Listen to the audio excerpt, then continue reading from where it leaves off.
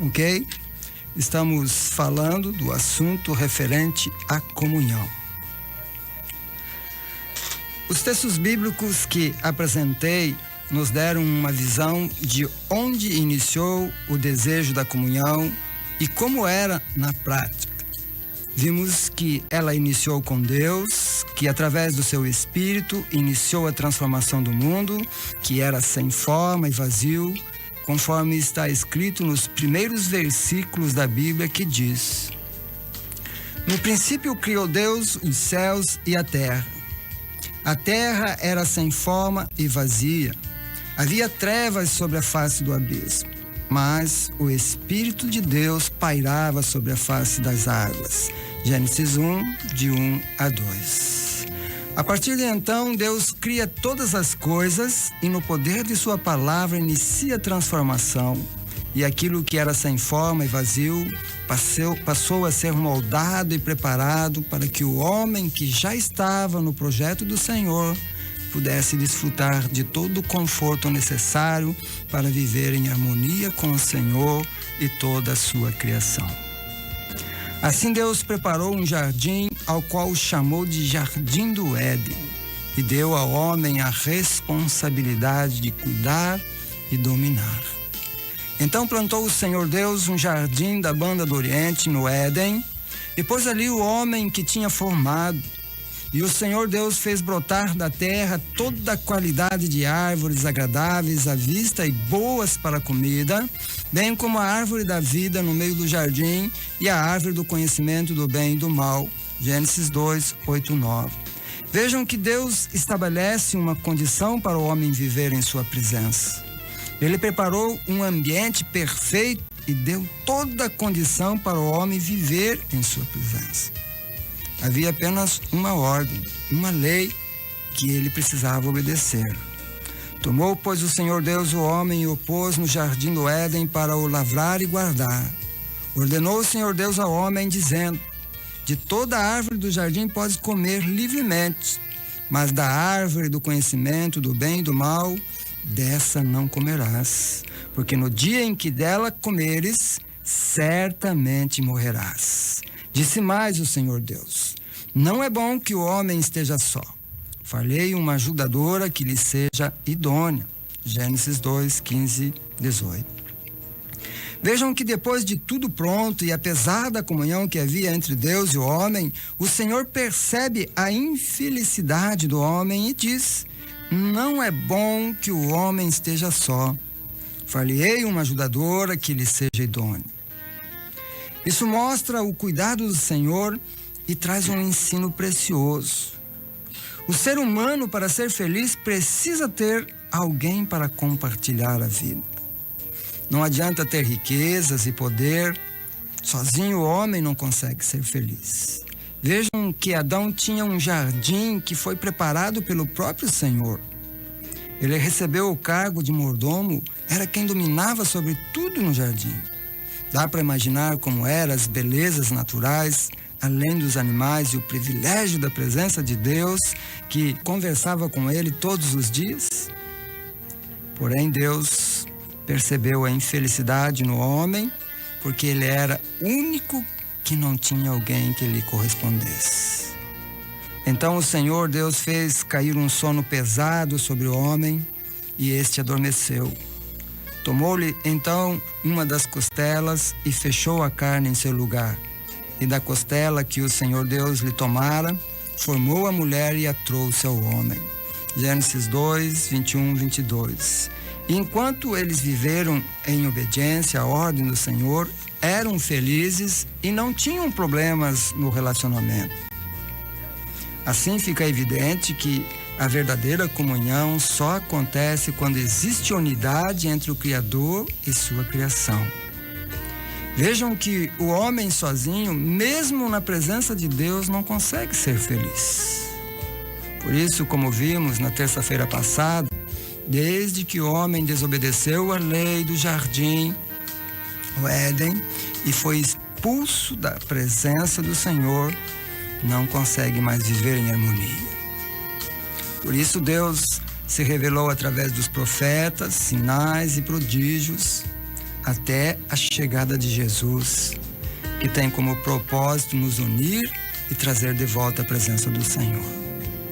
João registrou as palavras de Jesus: eu sou o caminho, a verdade e a vida. Ninguém vem ao Pai senão por mim. João 14:6. E na oração intercessora ele pede: e rogo não somente por estes, mas também por aqueles que pela sua palavra hão de crer em mim, para que todos sejam um, assim como tu, ó Pai, és em mim e eu em ti, que também eles sejam um em nós. João 17, 20, 21. Assim podemos afirmar que a verdadeira comunhão só será possível para aqueles que aceitam Jesus como Senhor e Salvador de suas vidas, tornando-se assim a Igreja de Jesus. Quando estou falando Igreja de Jesus, não estou falando de denominações e nem de organizações, mas da reunião dos santos ou salvos por Jesus.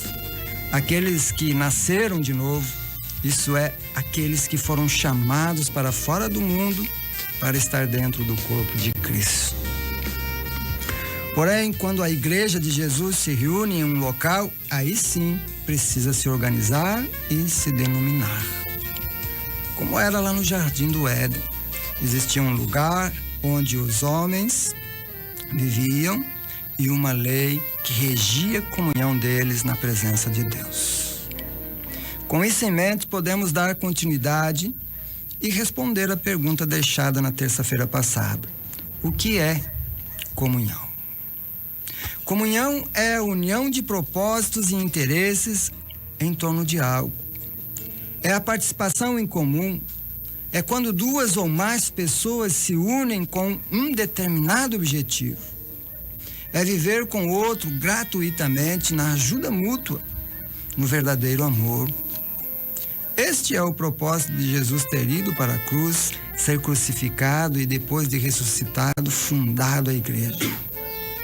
O apóstolo João entendeu este princípio e instrui a igreja dizendo: o que era desde o princípio, o que ouvimos, o que vimos com os nossos olhos, o que contemplamos e as nossas mãos apalparam a respeito do Verbo da vida, pois a vida foi manifestada a nós e a temos visto. E dela testificamos e vos anunciamos a vida eterna que estava com o Pai e a nós foi manifestado. Sim, o que vimos e ouvimos, isso vos anunciamos, para que vós também tenhais comunhão conosco. E a nossa comunhão é com o Pai e com o seu Filho Jesus Cristo. 1 João 1, de 1 a 3. Vejam, a comunhão do crente começa com o Pai, estende-se através de Jesus. Pois onde se acham 2 ou 3 reunidos em meu nome, aí estou eu no meio deles. Mateus 18, 20. Isso só é possível para aqueles que ouvem e obedecem sua palavra. Se alguém me amar, guardará a minha palavra e meu Pai o amará, e viremos a ele e faremos nele morada. João 14, 23. O apóstolo Paulo confirma a ideia de unidade, chamando a atenção para que a igreja viva em obediência ao princípio estabelecido por Deus, ao que ele diz: rogo-vos, pois eu, o prisioneiro no Senhor, que andeis como é digno da vocação com que fostes chamados, com toda humildade e mansidão, com longanimidade, suportando-vos uns aos outros em amor, procurando diligentemente guardar a unidade do Espírito no vínculo da paz. Há um só corpo e um só Espírito, como também fostes chamados em uma só esperança da vossa vocação. Efésios 4, 1 a 3. O apóstolo explica que deve haver unidade como existe em um corpo, que tem muitos membros, porém estão unidos no mesmo propósito. Assim, a igreja é unida pelo Espírito Santo e deve exercer o seu chamado com amor. A igreja primitiva é o exemplo disso, como relata o livro de Atos. todos os que criam estavam unidos e tinham tudo em comum. Atos 2, 4. A Igreja de Jesus deve mostrar ao mundo o que significa ter amor de Deus. Para isso, é preciso conhecer a palavra de Deus, pois é na Bíblia que encontramos o ensino de como praticar a comunhão através da mutualidade, que expressa a comunhão de um para com o outro. Mutualidade é um termo da língua portuguesa usado para descrever o dever que cada pessoa tem para com o outro nos relacionamentos. Na Bíblia, isso não é uma opção. São mandamentos recíprocos de amor, ajuda, serviço para a edificação do corpo de Cristo, que é a igreja, ou seja, o salvo. Mostrarei a seguir alguns desses mandamentos. O primeiro mandamento é o amor de um para com os outros. Amados, amemo-nos uns aos outros, porque o amor é de Deus. E qualquer que ama é nascido de Deus e conhece a Deus. 1 João 4, verso 7. Queridos, foi com amor e por amor que Deus enviou seu Filho único ao mundo para nos resgatar da condenação da morte eterna. Porque Deus amou o mundo de tal maneira que deu o seu Filho unigênito para que todo aquele que nele crê não pereça, mas tenha vida eterna. João 3:16. Vamos encontrar várias passagens nos exortando a praticar o amor. Jesus falou que o mundo conhecia os seus discípulos pela prática do amor. Nisto todos conhecerão que sois meus discípulos, se vos amardes uns aos outros. João 13:35. No capítulo 13 de 1 Coríntios, o apóstolo Paulo fala sobre virtudes e destaca o amor como sendo a maior de todas. Agora, pois, permanecem a fé, a esperança, o amor, esses três, mas o maior destes é o amor. 1 Coríntios 13:3. O apóstolo João registrou a ordem de Jesus. Um novo mandamento vos dou, que vos ameis uns aos outros, assim como eu vos amei a vós, que também vós vos ameis uns aos outros. João 13:35. Jesus ainda resumiu todos os mandamentos dizendo: amarás ao Senhor teu Deus de todo o teu coração, de toda a tua alma, de todas as tuas forças e de todo o teu entendimento, e ao teu próximo como a ti mesmo. Lucas 10:27. Este mandamento foi ainda registrado em Mateus 22, Marcos 12, Romanos 13, versículo 9, Gálatas 5, verso 14 e Tiago 2, verso 8. Assim, queridos, vemos que o propósito de Deus é que a igreja viva a comunhão unidos a Ele, e o amor em Cristo é a força unificadora que une o homem no propósito do Senhor. Ok? Veja, o amor em Cristo é a força unificadora que une o homem no propósito do Senhor. O segundo mandamento que vemos na prática da comunhão é a sujeição de um para com os outros. O apóstolo Paulo, ao instruir a igreja em Efésios, diz: sujeitando-vos uns aos outros no temor de Deus. Efésios 5:21. Vejam, ouvintes, que os mandamentos estão todos ligados à vontade de Deus e devem ser praticados em obediência à sua palavra. A sujeição só será possível quando houver humildade e temor de Deus. Ninguém pode se colocar em condição superior ou se achar melhor do que o outro. Quando se cogitou isso entre os discípulos de Jesus, ele chamou-os para junto de si e lhes disse: sabeis que os governadores dos gentios os dominam e os seus grandes exercem autoridade sobre eles. Não será assim entre vós. Antes, qualquer que entre vós quiser tornar-se grande, será esse o que vos sirva. E qualquer que entre vós quiser ser o primeiro, será o vosso servo. Assim como o Filho do Homem não veio para ser servido, mas para servir e para dar a sua vida em resgate de muitos. Mateus 20, 25, 28. Na noite em que Jesus comeu a ceia com os discípulos, logo em seguida levantou-se da ceia, tirou o manto e, tomando uma toalha, cingiu-se. Depois deitou água na bacia e começou a lavar os pés aos discípulos e a enxugá-los com a toalha com que estava cingido. Ora, depois de lhes ter lavado os pés, tomou o manto, tornou a reclinar-se à mesa e perguntou-lhes: Entendes o que vos tenho feito? Vós me chamais de mestre e senhor, e dizeis bem, porque eu o sou. Ora, se eu, o Senhor e mestre, vos lavei os pés, também vós deveis lavar os pés uns dos outros. Porque eu vos dei o exemplo, para que, como eu vos fiz, façais vós também. João 13, 4 e 5, e também os versos 12 a 15. O que Jesus está ensinando é que a posição hierárquica não faz ninguém melhor que o outro na condição de servir ao próximo. Quando somos capazes de se sujeitar ao outro, temos a condição para servir e ajudar a levar as cargas uns dos outros, que é o terceiro mandamento na prática da comunhão. Levai as cargas uns dos outros. No percurso da caminhada, muitas vezes o fardo que carregamos vai aumentando e fica pesado e difícil de carregar.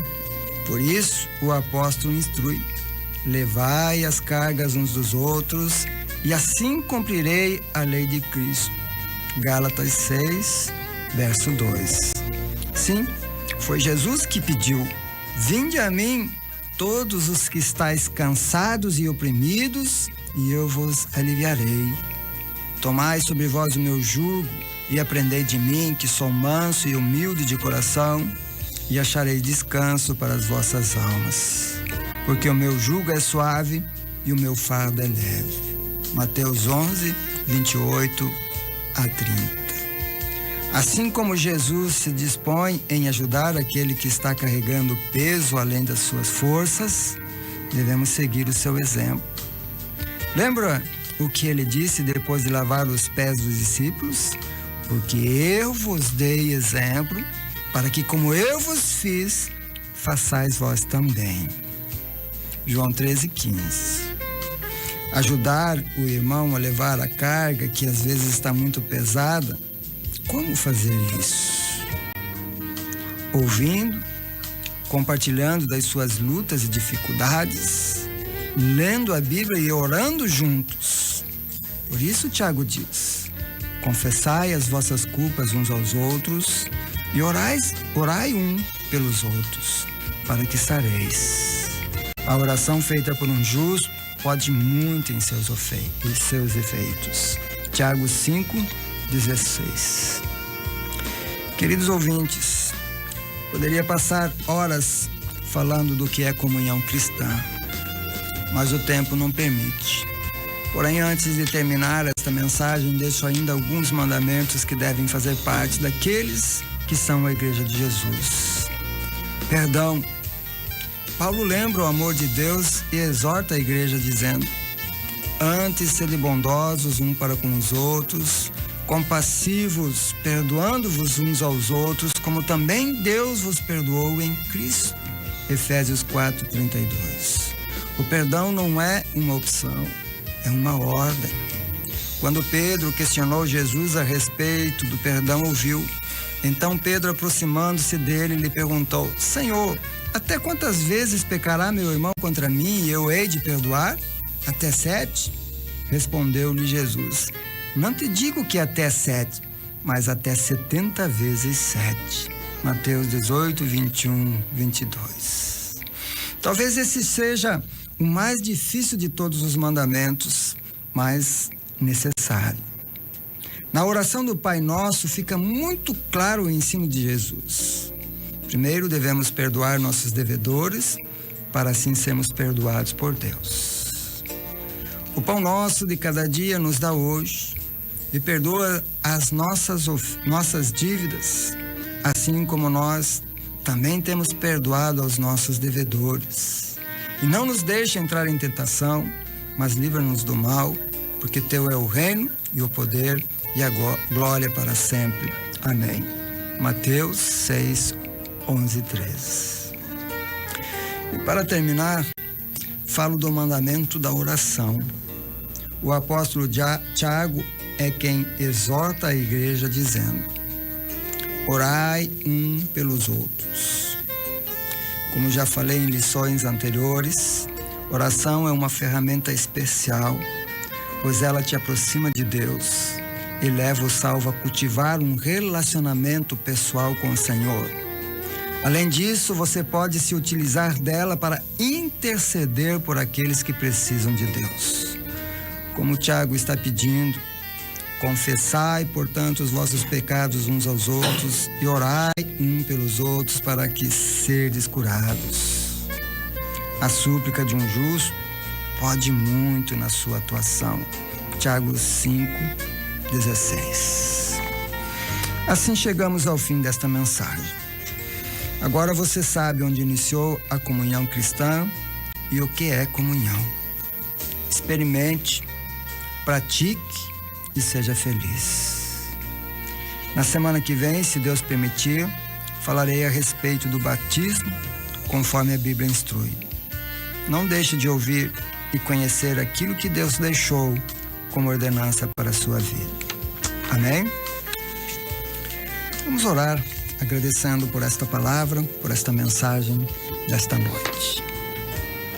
Senhor, nosso Deus eterno, nosso Pai celestial, aquele que tem se revelado a nós, que tem se mostrado a nós através do seu amor, nos unindo e nos fazendo a sua igreja.